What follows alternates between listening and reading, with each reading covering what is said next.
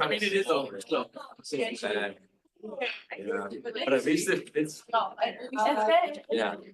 I got through it. I'm still alive. They're gonna be. It looks kind of weird because you have the popcorn. Like my mom is gonna tell me, she's coming to like, I think she's gonna be here. The popcorn, yeah. I'm not sure. But anyways, probably bring a whole ring. Okay, so we don't want my sister and apparently maybe they might not be coming. But either way, alright. I mean, they're really. Alright, so you ready, Silas? Sorry, Yeah, ready. more or less. Alright, here we go. Military history. Okay, good morning, everyone. Yeah, so this is iteration number 2 of my TED Talk. I wanted to talk on the history of Marxism first, and that ended up being kind of depressing and kind of just like extremely complicated. So I decided to choose something a little bit more exciting, a little happier, a little bit less complicated, and that is telling the story of the United States through its military history. And yeah, so during the course of our history, we have been at peace for a grand total of 17 years. Of 248 years, 17 years have been peaceful. And yeah, I mean, obviously that's not great, but yeah, oh well, we're running with it when we're all doing so great, we're doing wonderful. And yeah, I mean, all nations have been built on conflict one way or another, so this isn't just to castigate the United States for being particularly warmongering, even though we kind of have a tendency towards that sometimes. Anyways. And yeah, this is not gonna be exhaustive. I'm gonna be passing over a lot of stuff because there's 240 or 230 years of wartime history to go through, so we're gonna just kind of go fast. There you go. All right, first up, American Revolutionary War, preceded by the French and Indian War, in which the British colonists fought the French with their allies, the Indians, and kind of kicked them out of the northern parts of what we call the 13 colonies. Anyways, this also called the American War for Independence, and began after tensions between the colonists and the 13 colonies and the British over pretty much tax stuff. It was very fitting. We, as Americans, really love arguing and fighting about taxes, so they got really mad. The shooting war started in Lexington and Concord. That's where the whole Paul Revere thing happened. The British are coming. Yeah, so after the event where the British opened fire on American or the colonist citizens, the Continental Congress, which was the ruling body of the 13 colonies, came together and declared war on Great Britain and put George Washington, our first president, as the commander-in-chief of those forces. And then the next year in 1976, or 1776, 1976, a whole other debacle. But yeah, they formally declared independence against Great Britain, and yeah, so that's when like the war started. It started in earnest. Yeah, so the fighting went on for 6 more years until the Treaty of Versailles in Versailles, France. That was mediated by the French. Yeah, and America won. Great Britain didn't really have their heart in the game. They fought hard, but they have such a vast empire that holding on to the Americas is too costly and too unpopular back home. You don't want to be sending all these people to go die against formerly British citizens over in America. It's just not really very popular. So yeah, so then Great Britain acknowledged the sovereignty of the United States as a nation. That's when, yeah, we were born. And then, completely forgot, okay. The next war is the Mexican-American War, which happened obviously between the armies in Mexico and in America. And it was started when Texas was a part of Mexico, but there was a lot of like English people that lived there. So Texas seceded from Mexico and then wanted to join the United States, and Mexico kind of let them do that, but there was a border dispute. The Americans wanted the border to be at the Rio Grande, and the Mexicans wanted the border to be following this river. I looked up how to pronounce it. I completely forgot. Nueces. We're gonna do that. So once the Texans were like, we don't really want you guys to have all that land, Mexico invaded in some year. Yeah, they just crossed the Rio Grande and attacked a US garrison station in San Antonio. And yes, the war raged on for 2 years.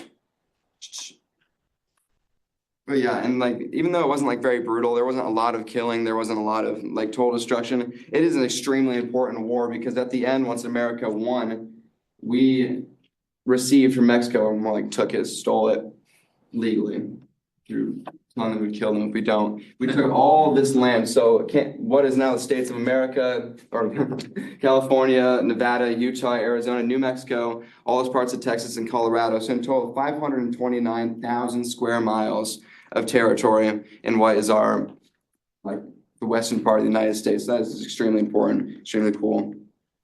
Good times. All right, next. Times. Next is the Civil War. This is the big one, literally. So it began because of long-running tensions between the southern and northern states concerning slavery. So the southern states, they allowed slavery because it was kind of integral to their economic prosperity because it was mostly just agriculture.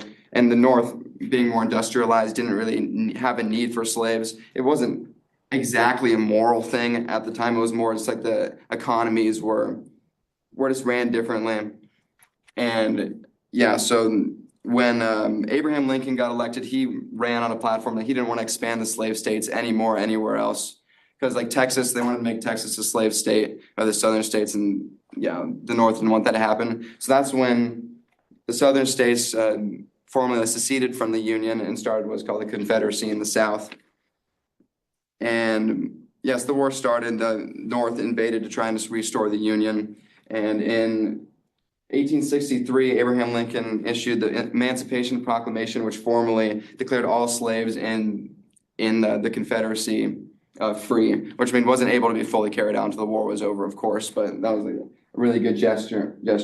So the Confederates surrendered to the Union in 1965, ending the bloodiest and most costly war in American history. There were 600,000 deaths, which is a lot, just bodies. No, it was a horrible war, obviously, like you don't want to see that happen. There is a silver lining, of course. The emancipation of the slaves happened as a result of that, and obviously that's great. And though it like by no means like healed the wounds caused by slavery, it was a good and a very necessary first step in making that wrong right. Okay.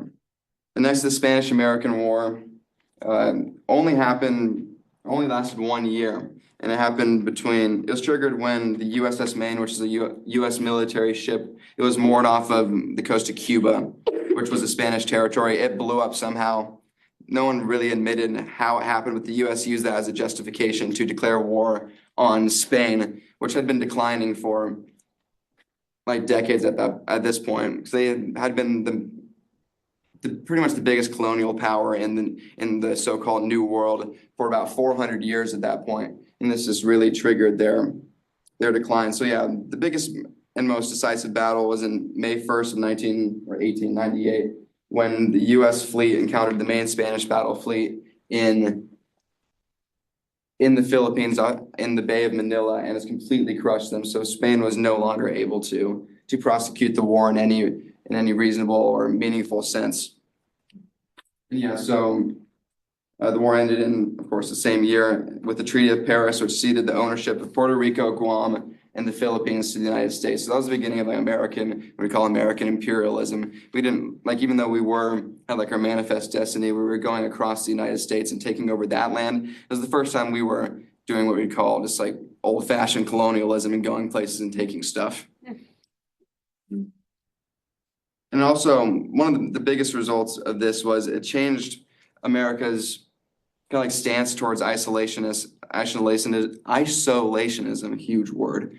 Beforehand, America's doctrines that we're not really going to be involved in world affairs, and we're going to try to be involved in peace and economic prosperity. With this war, it was our first like foray into going around causing trouble around the world.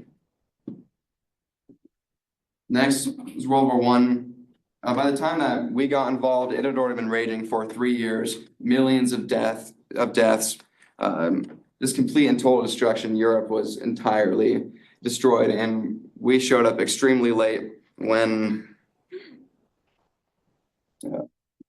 well, when the Germans, they had the U-boats or submarines, the first submarines, and they started sinking US merchant ships that were bringing supplies, because we were supporting Great Britain and France against Germany, but we hadn't committed any troops or really made any formal declaration of war. So once the Germans started sinking the ships, public opinion turned, and Woodrow Wilson finally got what he wanted, because he was a bad guy. Read about Woodrow Wilson. He was the president at the time. He wanted to start going over there and fighting pretty immediately, but it wasn't until the sinking of those ships that he was able to really just get the go-ahead to start the war. Yeah, so America sent them what was called American Expeditionary Forces over to Europe under General Pershing, joining the war in favor of the Allies. And yeah, in 1918, the American and Allied forces achieved their victory over Germany. And yeah, it's dismantled German power on the continental Europe for the time. And the victory increased America's influence over European politics and economics, as once Europe was destroyed, America had so much sway over them because all the countries were in debt to America because we had been supplying them. Next.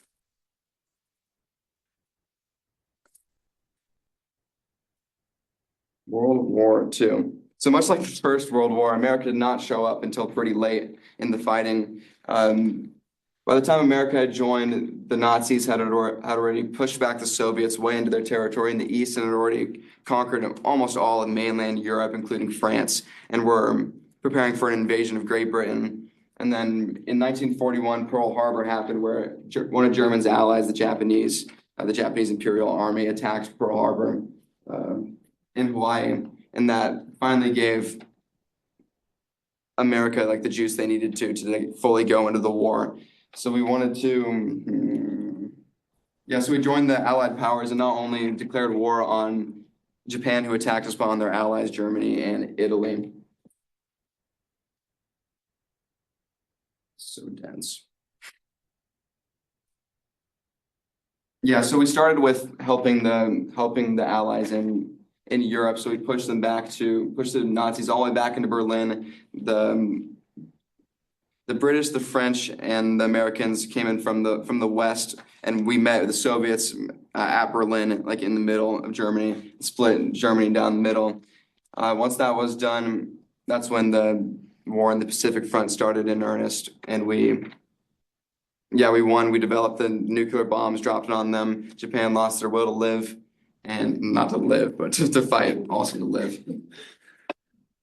Yeah, so that was the defeat of the last Axis power. And after that, started the Cold War. The Cold War, it's called the Cold War because there was actual fighting, but at the end of World War II, there was two powers left standing that really had any sway over global politics, and that was the Soviet Union, the communists, and the United States, which are, of course, us. And though we were allies during the Second World War, the massive ideological differences just made it so we just couldn't really coexist in a peaceful way.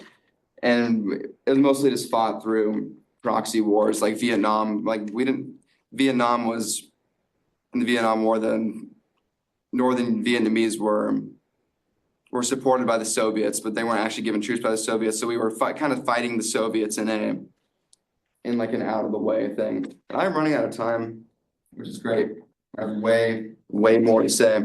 First, we get to the end. And we're going to say, I'm not trying to castigate America as evil or anything. And even though we love our country, we have a hope for a kingdom where there will be peace and prosperity, and we won't have to worry about these temporal things. And I just encourage you guys to pray for the peace of our nation going forward and for the peace of the nations around the world. Thank you. You still have a minute and a half left. You could have done. Yeah, well, I have about 3 whole wars. That's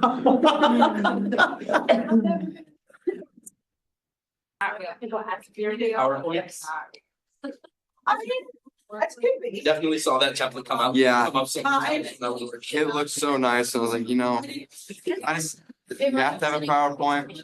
This would be the one. I literally put most of my presentation together after I would. Didn't feel like it. Oh, it's just kind of. Well, you'll feel much better after this is over.